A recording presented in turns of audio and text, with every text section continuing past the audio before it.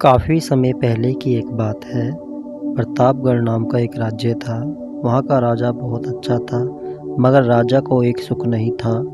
वो ये कि उसके कोई भी संतान नहीं थी और वो चाहता था कि अब वो राज्य के अंदर किसी योग्य बच्चे को गोद ले ताकि उसको उत्तराधिकारी बना सके और आगे की बागडोर को संभाल सके। और इसी को देखते हुए राजा ने राज्य में घोषणा करवा दी और सभी बच्चे राजमहल में एकत्रित हो जाएं।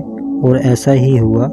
राजा ने सभी बच्चों को पौधे लगाने के लिए विभिन्न विभिन्न प्रकार के बीज दिए और कहा कि अब हम 6 महीने बाद मिलेंगे और देखेंगे कि किसका पौधा सबसे अच्छा होगा।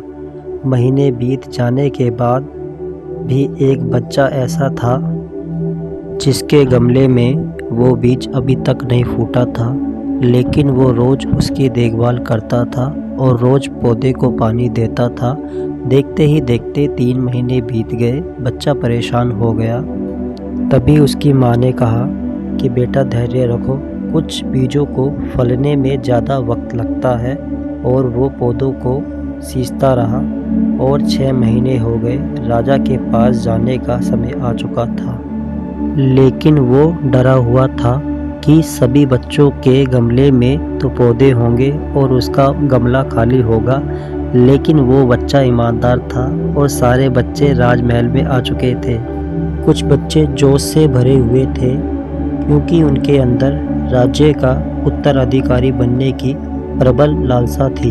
अब राजा ने आदेश दिया, सभी बच्चे अपने अपने गमले दिखाने लगे, मगर एक बच्चा सहमा हुआ था क्योंकि उसका गमला खाली था। फिर राजा की नज़र उस गमले पर गई। उसने पूछा, तुम्हारा गमला तो खाली है। तो उसने कहा, लेकिन मैंने इस गमले की 6 महीने तक देखभाल की है।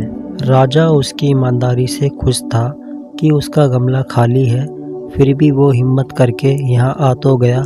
सभी बच्चों के गमले देखने के बाद राजा ने उस बच्चे को सभी के सामने बुलाया। बच्चा सहम गया। राजा ने वो गमला सभी को दिखाया। सभी बच्चे ज़ोर से हंसने लगे।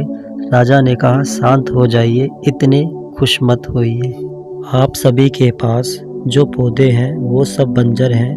आप चाहे कितनी भी मेहनत कर लें, उनसे कुछ नहीं निकलेगा। लेकिन असली बीज यही था। राजा उसकी ईमानदारी से बेहद खुश हुआ और उस बच्चे को राज्य का उत्तराधिकारी बना दिया गया। दोस्तों, हमें इस कहानी से क्या सीखने को मिला? मेरे हिसाब से अपने अंदर ईमानदारी का होना बहुत ज़रूरी है। अगर हम खुद के साथ ईमानदार हैं तो जीवन के किसी न किसी पड़ाव में सफल हो ही जाएंगे, क्योंकि हमारी औकात हमें ही पता होती है। हम खुद को पागल बनाकर खुद का ही नुकसान करते हैं।